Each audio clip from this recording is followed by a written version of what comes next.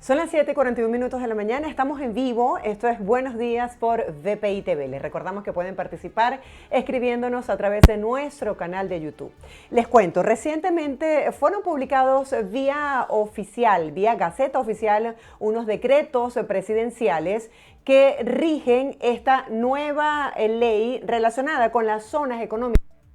Para entender un poco qué significa y cuáles son los beneficios, vamos a conversar el día de hoy con la segunda vicepresidenta de Fede Cámaras, Tiziana Policel. Buenos días, Tiziana, gracias por acompañarnos, bienvenida. Buenos días, gracias a ustedes por la invitación. Sí, quisiera que nos explicaras un poco qué significan estas zonas económicas especiales. Bueno, las zonas económicas especiales son unos territorios que se definen con ciertas preferencias, con ciertas ventajas para desarrollar, tiene como objetivo, en el mundo hay muchas zonas económicas especiales, tienen como objetivo desarrollar determinadas zonas de un país con generando beneficios para que se puedan instalar allí industrias, empresas, desarrollos tecnológicos, etcétera, con esos beneficios y que por supuesto incentiven y promuevan el desarrollo de ciertas zonas específicas. Eso para Venezuela no es nuevo, nosotros hemos tenido zonas económicas especiales, de hecho en la isla de Margarita, en la misma Paraguaná, donde se renueva nuevamente este concepto, y en el mundo existen muchas zonas económicas especiales que justamente tienen ese objetivo fundamental, ese desarrollo industrial en una zona determinada. Esta información que reúne a 4 regiones del país, ¿qué es lo que busca? Hablemos específicamente de estas regiones. ¿Por qué fueron seleccionadas y por qué gozarían de ese beneficio de zonas económicas especiales? Bueno, el criterio de selección no lo conocemos porque directamente los empresarios no tuvimos injerencia en eso. De hecho, hay zonas que aspiraban a entrar dentro de esa categoría y no entraron en esta primera fase.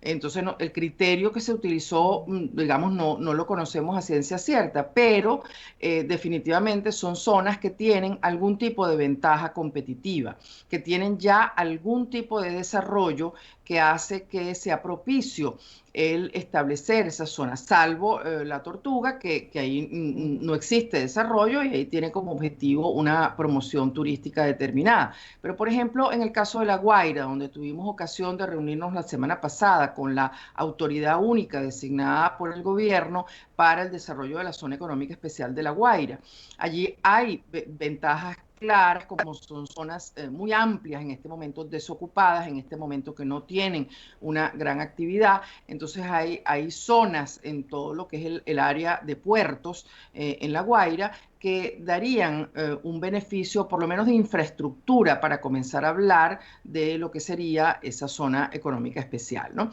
Entonces, dependiendo de cada una de las regiones, en el caso concreto de Paraguaná, por ejemplo, con la reciente apertura de las relaciones nuevamente comerciales con las islas ABC, esa es una región que se va o aspiramos a que se convierta en lo que fue hace mucho tiempo, que fue un estado a través del cual se abastecían muchas de las islas del Caribe de productos venezolanos.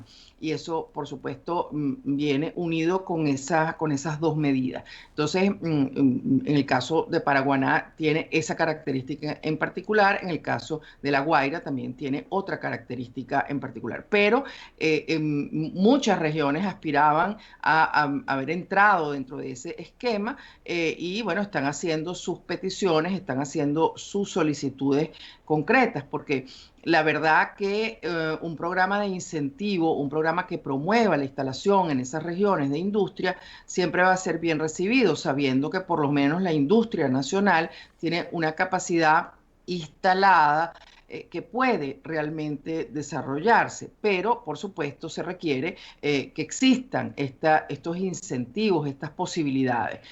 Lo único que debemos señalar, y en eso debemos ser muy responsables, es primero en tener clara la altísima expectativa que hay. No olvidemos que el anuncio de estas zonas económicas especiales ocurrió hace 13 meses y se demoró un año en formalizar el decreto correspondiente. Entonces, lo que le hemos señalado en muchas oportunidades al gobierno, que para esa reactivación que nosotros tanto estamos anhelando, es necesario actuar con un poquito más de rapidez, porque definitivamente fue muy largo el tiempo para que saliera el decreto de estas 4 zonas económicas. Por otro lado, también hemos advertido que la historia, la literatura que existe en relación a las zonas económicas especiales nos señala que apenas el 13% de las zonas económicas del mundo están en este momento activas, porque muchas de ellas o fracasaron o no lograron esos objetivos de desarrollo previstos. Entonces, como hemos dicho, primero nosotros quisiéramos como país entrar en ese porcentaje de éxito de las zonas económicas especiales, pero es importantísimo, y se lo hemos señalado en justamente las reuniones que hemos tenido con el gobierno, que podamos superar los 4 factores que normalmente hacen que una zona económica especial fracase, y nosotros no quisiéramos eso. El primer factor es, sin duda alguna, los servicios públicos. Nosotros no es suficiente decretar la zona económica especial, sino dotar a la zona de los servicios públicos mínimos indispensables para que allí exista un desarrollo. Estamos hablando de agua, estamos hablando de energía eléctrica, estamos hablando de conectividad, porque hoy en día eso es clave a la hora de desarrollar una zona económica especial. El segundo elemento tiene que ver con la seguridad jurídica, que quien se instale allí tenga garantías de que no le va a ser expoliada la iniciativa, de que no va a tener problemas legales importantes y por supuesto que sienta esa confianza de establecerse en esa región. Y la tercera tiene que ver con involucrar a todos los actores de la región, al comercio, al turismo. Tiene que haber un encadenamiento en la región de todas las actividades económicas para que esto realmente tenga éxito. Y finalmente, algo muy importante, tiene que haber una vinculación estrecha entre la región y el conocimiento, las universidades, los institutos tecnológicos, porque eso es clave a la hora de buscar el éxito. Esas zonas económicas especiales exitosas tienen estos 4 elementos. Entonces, hemos señalado que no basta solamente darlo, porque siempre hemos dicho que la confianza no se decreta. Por mucho que hagamos esfuerzos, pues definitivamente tenemos que abordar esos 4 aspectos que son muy, muy importantes. Eso, digamos, en líneas generales, ¿no? Y las políticas de incentivo, lo que nos han señalado en cada una de las regiones, es que es muy importante que sean revisadas, porque los incentivos se basan en que tú pagas un tributo y luego te lo regresan, te lo devuelven. Y eso en Venezuela ya lo hemos experimentado, y ese reintegro o llega muy tarde, con lo cual es ineficiente, o a veces no llega. Entonces hemos planteado concretamente que la política de incentivos sea de una vez, no contemplarlo dentro de, digamos, dentro de la estructura tributaria. Entonces, eso es un planteamiento que hemos hecho. Ojalá pueda ser acogido, porque además nos hemos dado cuenta que las autoridades únicas designadas tienen una gran apertura de sentarse con el sector privado a conversar este tema, a lograr operacionalizar la instalación de estas industrias, de estas empresas dentro de su zona, y están bastante dispuestos a escuchar a los empresarios. Tiziana, hay 2 puntos que me llaman la atención de todo esto que estás comentando. Número uno, ¿por qué si hablas que es un elemento importante el desarrollo y la infraestructura turística se designa a la Tortuga como esta región favorecida con esta ley de zonas económicas especiales y no otras? ¿Quiénes quedaron por fuera? Que ustedes hablaban de esas expectativas, de que hay otras regiones que quedaron por fuera. Y número 2, si existe esa apertura hacia el sector privado, ¿por qué no se reúnen, por ejemplo, con Fedecámaras, que ustedes conocen las necesidades de sus agremiados, para ellos poder decidir qué regiones deberían favorecerse con este sistema? Pero en realidad los planteamientos se hicieron, pero luego el criterio de selección es el que, digamos, no conocemos, pero cada una de esas regiones tuvo oportunidad de enviar, de hacer su planteamiento, de solicitar que se fueran incorporadas a ese plan de zonas económicas especiales. Pero el gobierno se decantó por esas primeras cuatro. Nosotros creemos que están analizando los otros casos, ¿no? Porque evidentemente queremos confiar que esos otros casos los están analizando, porque por ejemplo tenemos zonas fronterizas que están solicitando, tenemos otros estados, digamos, con puertos que también lo están solicitando. Entonces, realmente recordemos que al tratarse de impulso a la industria, cada estado de Venezuela va a tener motivos para decir que quiere tener su zona económica especial. Eso es muy razonable porque estamos buscando repotenciar la industria. Además, entendamos que las zonas económicas especiales tienen entre sus objetivos principales justamente enfocarnos industrial en un país que mire hacia la exportación y por supuesto cada estado tiene sus muy buenos argumentos para solicitar eso. Lo que no sabemos, evidentemente la decisión final, pero en este momento ellos, los que no quedaron dentro de esa estructura, siguen dando sus argumentos y por supuesto han sido recibidos y han sido atendidos, pero entendamos que del lado del gobierno tendrán sus motivos para decretar esta zona. En las propias declaraciones que ha dado las autoridades, el gobierno, han dicho que el tema de la tortuga responde a digamos, a una solicitud expresa de una empresa extranjera que está interesada en un desarrollo turístico allí. Entonces, probablemente el gobierno recibió un proyecto concreto a desarrollar en esa zona y queremos pensar que por eso se decantaron en eso. No menos importante el tema de la exportación. Se supone que una zona económica especial tiene que mirar al desarrollo de la industria, pero incluso con miras a la exportación. Y allí también le hemos señalado al gobierno la importancia de la preparación y por eso lo que yo mencionaba antes de lo clave que se involucren a los centros de conocimiento de la zona, las universidades, los institutos tecnológicos, etcétera.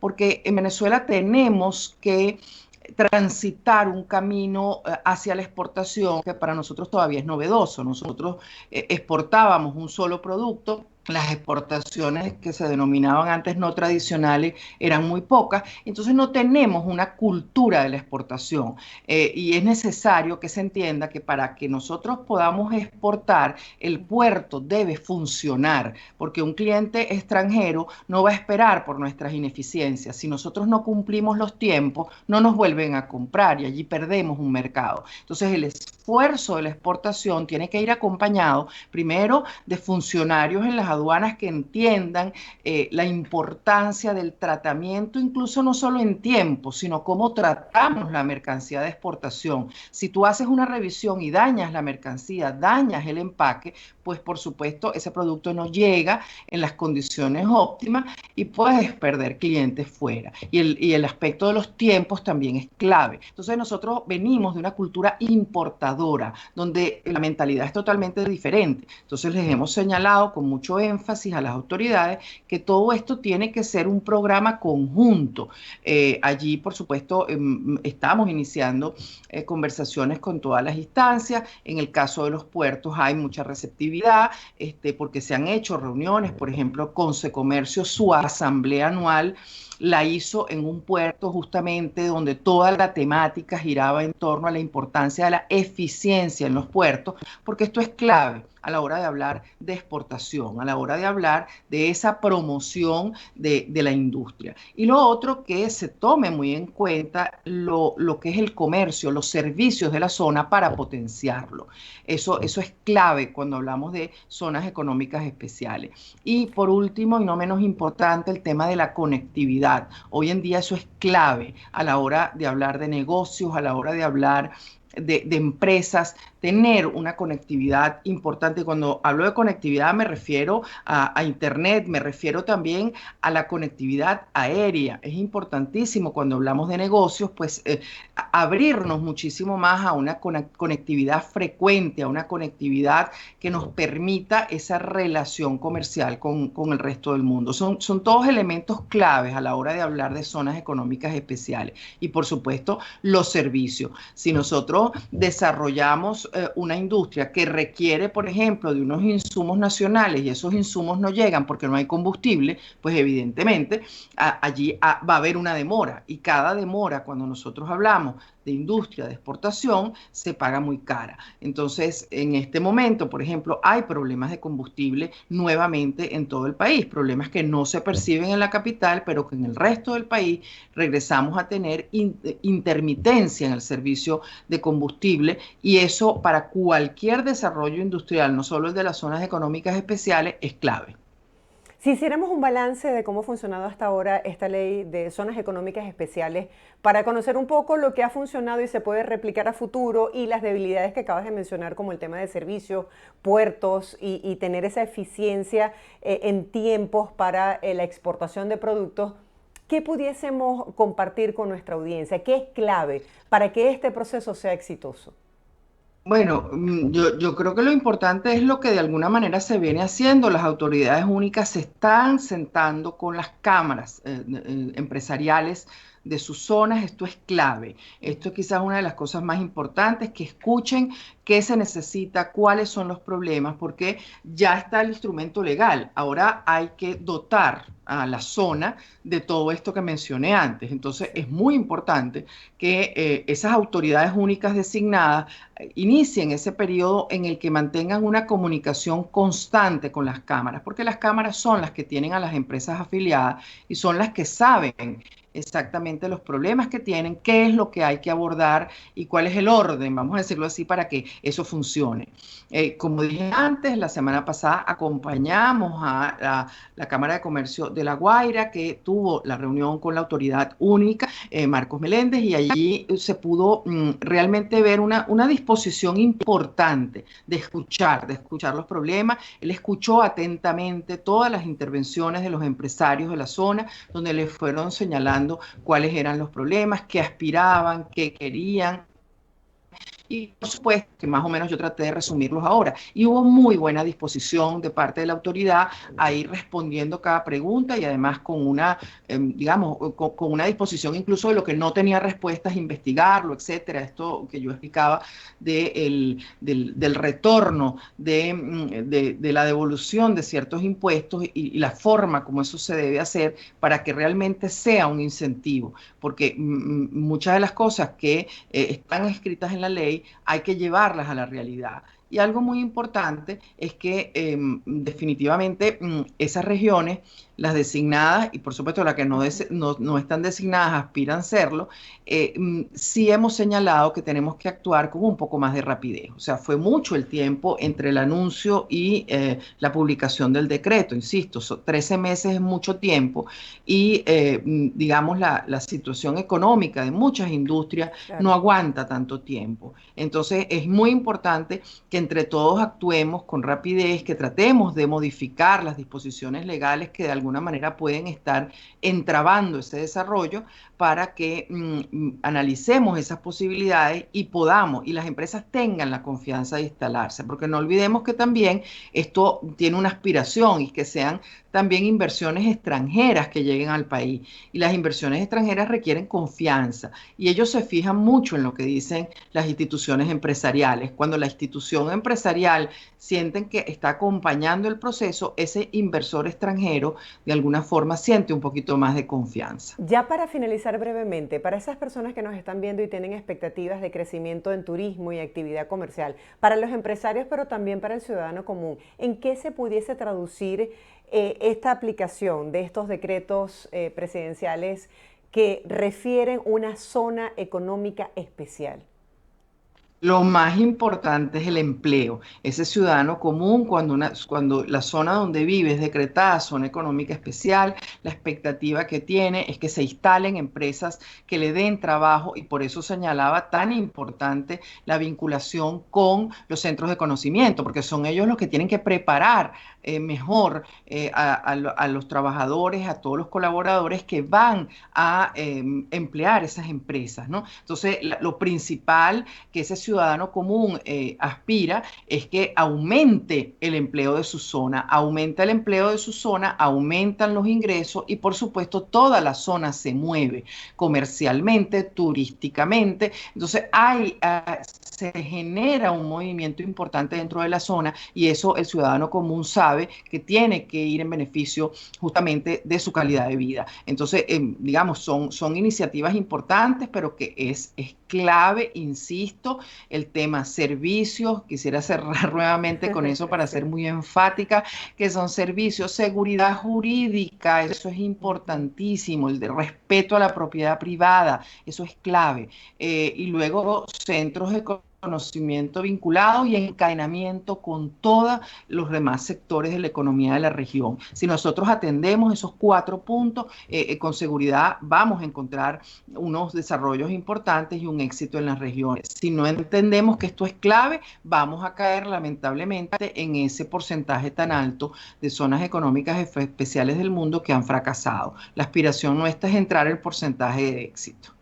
Gracias por tu tiempo y sobre todo por la asertividad para explicarnos de manera tan didáctica todo el proceso. Seguiremos monitoreando lo que ocurre de aquí en adelante y bueno, siempre es un placer, Tiziana. Feliz día. Gracias a ustedes por la invitación. Buen día. Era Tiziana Polecel, segunda vicepresidenta de Fede Cámaras, compartiendo con nosotros sus impresiones de qué significa para el país la asignación en estas 4 regiones de estos decretos presidenciales que hablan sobre beneficios para zonas económicas especiales. A esta hora hacemos una breve pausa comercial, les dejamos de inmediato con el pronóstico del tiempo en Venezuela y en breve estaremos de vuelta con más de Buenos Días por BPI TV.